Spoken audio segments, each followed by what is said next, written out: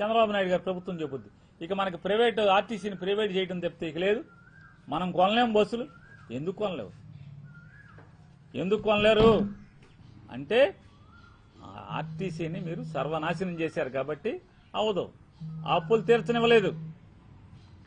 మీ యొక్క అధికారం కోసం మీరు దోచుకుని తినడం కోసం ఆంధ్ర రాష్ట్ర ప్రజలకు వేసిన ఎర ఫ్రీ బస్ అనే పేరు మీద ఇవాళ ఆర్టీసీని కుదేలు చేశారని అర్థమవుతుంది కదా.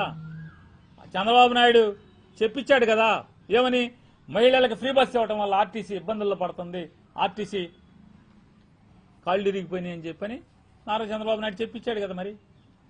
మరి ఆర్టీసీ మహిళల ఫ్రీ బస్ అంటే ఎవరిది? దోల ఎవరిది? హామీ ఎవరిది?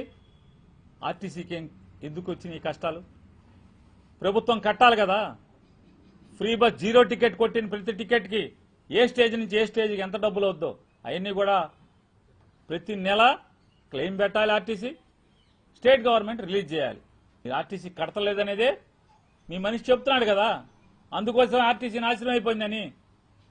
మరి జగన్ గారు దిగి 2 ఏళ్ళు అయితే అప్పుల్లోంచి లాభాల్లోకి వచ్చి ఉండాలి కదా. ఇవాళ మొత్తం 10,000 బస్సులు మాకున్నాయి. మాకున్న 10,000 బస్సులు ప్రైవేట్ వాళ్ళతో పెట్టించాల్సిందంటే మీ మనుషులతో పెట్టించేసుకుంటారా?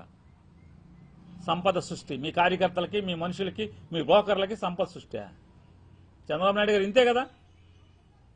ఆర్టీసీని సర్వనాశనం చేసి ఇంకా మహిళల మీద నేపేస్తారు.